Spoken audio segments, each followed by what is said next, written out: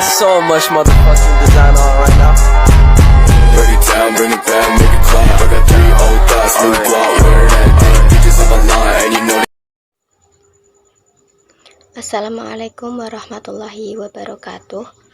Perkenalkan, saya Ika Nurnafsiyah, mahasiswi program studi S1 Manajemen Fakultas Ekonomi Universitas Islam Sultan Agung Semarang. Pada video kali ini saya akan memaparkan mengenai analisis penurunan kinerja keuangan PT Pelangi Indah Kanindo Tbk pada masa pandemi COVID-19. Oke, kita masuk pada pembahasan yang pertama, yaitu mengenai deskripsi perusahaan.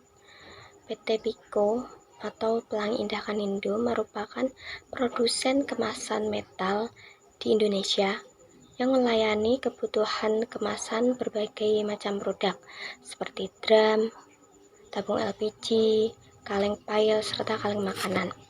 Akan tetapi, 80% keuntungan dari PT Piko sendiri ini berasal dari sektor produksi drum pelumas.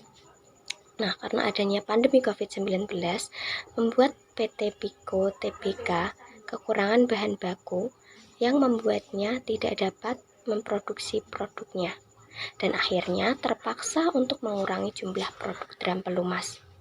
Akibatnya, jumlah laba perusahaan ini tidak dapat menutup beban usaha perusahaan yang lebih ketimbang dengan jumlah keuntungan yang diterima oleh perusahaan. Kemudian kita masuk pada pembahasan yang kedua, yaitu mengenai faktor penyebab penurunan kinerja PT Pelangi Indah Kanindo. Faktor penyebab utamanya penurunan kinerja yang dialami oleh PT Pelangi Indah Kanindo ini karena terdampak pandemi COVID-19. Nah, akibatnya ini menyebabkan anjloknya permintaan produk karena COVID-19, banyak customer yang mengurangi kapasitas produksinya. Ini bisa menyebabkan anjloknya permintaan produk yang dialami oleh PT Piko. Kemudian yang kedua ada penurunan kapasitas produksi karena permintaan produknya berkurang. Hal ini menyebabkan produsen atau PT Piko mengurangi kapasitas produksinya. Kemudian faktor penyebab yang ketiga ada kesulitan untuk mendapatkan bahan baku. Selain kedua faktor tersebut sebelumnya, kesulitnya mendapatkan bahan baku karena langkanya bahan baku akibat pandemi juga menjadi faktor penyebab penurunan kinerja yang dialami oleh PT Piko. Kemudian faktor penyebab penurunan kinerja yang terakhir yaitu setelah 3 tadi, ini menyebabkan pendapatan Piko turun menjadi 76,06 miliar dan kemudian laba bersihnya juga turun menjadi 10,7 miliar. Kemudian pembahasannya selanjutnya yaitu ada analisis penurunan kinerja. Pada slide ini akan lebih fokus pada analisis penurunan kinerja keuangannya.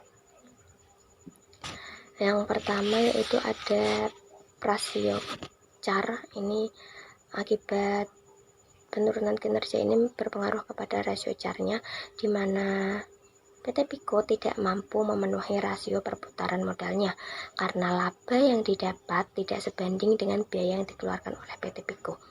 Kemudian berdampak pada likuiditas. PT Piko menjadi tidak mampu memenuhi segala kewajiban mereka, baik kewajiban jangka panjang ataupun jangka pendeknya. Kemudian PT Piko dinyatakan illiquid atau tidak mampu membayar kewajiban jangka pendeknya dan diprediksi positif untuk mengalami kebangkrutan. Kemudian yang terakhir berefek pada labanya. Karena penurunan kinerja ini menyebabkan PT Piko tidak mampu memperoleh laba dari aktiva yang dimiliki dan sebabkan menurunnya pendapatan dan laba yang diperoleh oleh PT Piko. Baik, untuk pembahasan selanjutnya atau pembahasan yang terakhir ini ada analisis dari segi perspektif syariahnya. Dalam konteks keuangan syariah ini, perusahaan harus memastikan bahwa rasio perputaran modalnya atau rasio CAR-nya dan kewajiban tetapnya atau rasio likuiditasnya itu harus tetap sejalan dengan prinsip-prinsip keuangan syariah.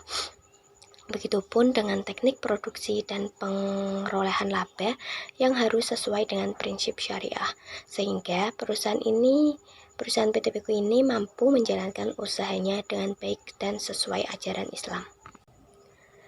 Dan berdasarkan analisis perspektif syariah menurut Ibnu Rushd, bahwa orang yang memiliki kebangkrutan ini jika jumlah hutang yang dimiliki melebihi dari jumlah harta yang dimiliki.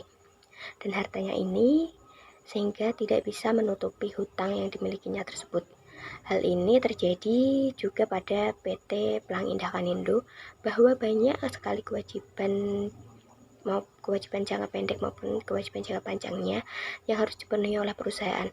Namun dari segi labanya atau dananya ini, PT Piko belum mampu untuk memenuhi kewajiban yang dimiliki karena tadi penurunan permintaan menyebabkan produksi juga menurun dan laba serta pendapatannya pun juga menurun, akan tetapi biaya operasionalnya ini masih tetap berjalan, sehingga laba yang diperoleh tidak bisa menutup kewajiban yang dimilikinya tersebut. Baik, cukup sekian pemaparan presentasi yang bisa saya lakukan. Semoga dapat bermanfaat bagi yang menonton. Kurang lebihnya mohon maaf. Terima kasih. Wassalamualaikum warahmatullahi wabarakatuh. Make it clap, I got 3 old thoughts, new block.